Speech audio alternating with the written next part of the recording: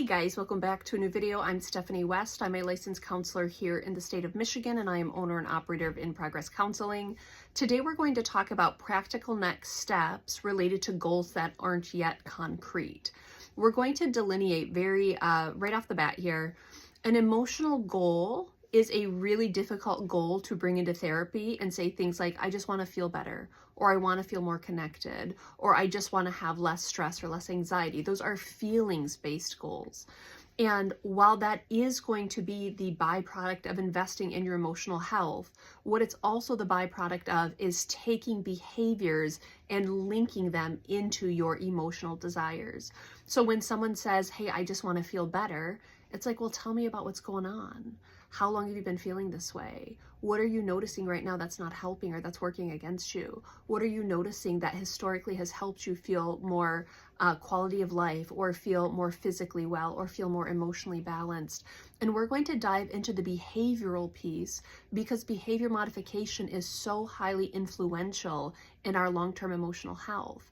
And so when someone comes in with abstract goals, or they come in with feelings and sensation goals, we can look at them and ask what behaviorally or what habit-wise would really enhance my ability to have emotional relief in this area, or to have improved emotional outcomes in this area.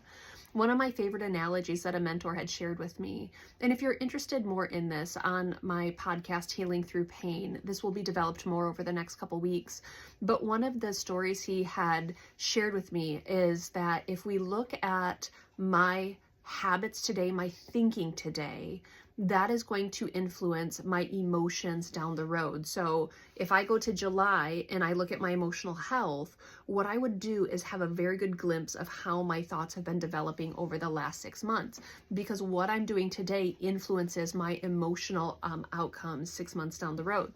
So I'll say to clients, by way of illustrating this, I'll say, please be nice to me. But I want to ask you, when you look at me, can you tell me if I've had a salad with, leafy greens and, delicious protein today? Or can you tell if I've had a double bacon cheeseburger with a side of fries and a shake? And typically they're really nice. And they said, no, I can't really tell. I said, right, but if I made that same decision day after day, week after week, month after month, if you look at me in 6 months, might you have a clear understanding of my habits based on my presentation of physical health at that point in time? So if I'm doing more healthy inputs for 6 consecutive months versus maybe more indulgent inputs for 6 consecutive months. And they said, yeah, I suspect I'd see a difference. And it's like, that also applies to our emotional wellness. You can take a snapshot of where I'm at today and look at my habits over the last 3 months, 6 months, 9 months, 12 months. And if I'm habitually thinking thoughts around helplessness or incompetence, or I just can't, or it's too much, you're going to watch helplessness and overwhelm and a lot of high vulnerability show up today. But if I spend those 6 months or those 9 months or those 12 months working on my competence, working on skill building, really working on talking back to my inner critic, and really working on, daily habits and practices that remind me that while I can't do everything, I can do some things, and I've practiced doing the things that I have a little bit of agency with, that looks a particular way. And so throw that into, 3 months or 6 months or 12 months of habits, it will affect my emotional outcomes. And so I'll work with clients about, let's take those emotional goals and let's develop them into, what have you done? What are you not doing? What would be beneficial? What works against you? And then we start with the behavior modification or the habit formation pieces that highly influence our emotional goals. It's not to say emotional goals don't have a place, but to practically meet them, we have to take practical steps. If I expect my emotional health to balance over time or to improve over time, I'm going to have to do things in my day-to-day that would lead to that being a likely outcome for me. So that's the piece we're going to develop today.